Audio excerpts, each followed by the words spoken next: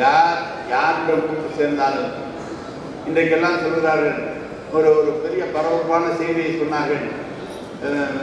நடிகர் விஜய் அவருடைய கட்சியில் நடைபெறுகிற தொடக்க விழாவில் இவர் நம்ம பிரசாந்த் கிஷோர் வந்து பார்க்க போகிறாரு, பேச போகிறாருலாம் சொன்னாங்க. தயவுசெய்து என்னென்ன சொன்னவர்கிட்ட சொன்னேன், உள்ளூரில் நிலப்படாதவர் அவர். நாங்கள் பிரசாந்த் கிஷோர் பீகாரில் ஜப்பாத்துக்கு கூட வாங்கல, தனியாக நின்னார். அவர் இங்கே தொகுதி வகுப்பாளர் அது வெறியை எப்படி நாம் வெற்றி பெற போகிறோம் என்று சொல்கிறார் என்று சொன்னால் அது எந்த அளவுக்கு வெற்றி பெற முடியும் என்பதெல்லாம் நாம் தான் பார்த்துக் கொள்ள வேண்டும். ஏற்கனவே திராவிட முன்னேற்ற கழகத்திற்கு அவர் பணியாற்றினார்.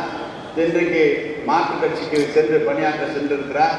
அனைத்தையும் காட்டிலும் நம்முடைய முதலமைச்சர் ஒன்றும் நம்ம தலைவரும் சும்மா இல்லை, அவருக்கு தெரியாத ஒன்றும் இல்லை, எனக்கு தெரியும் அவருக்கு. எனவே யாரை எப்படி எதிர்கொள்வது என்பது மாண்புமிகு தமிழக முதல்வர் நம்முடைய தலைவர் அவர்கள் நிச்சயமாக அதை எதிர்கொள்வார்.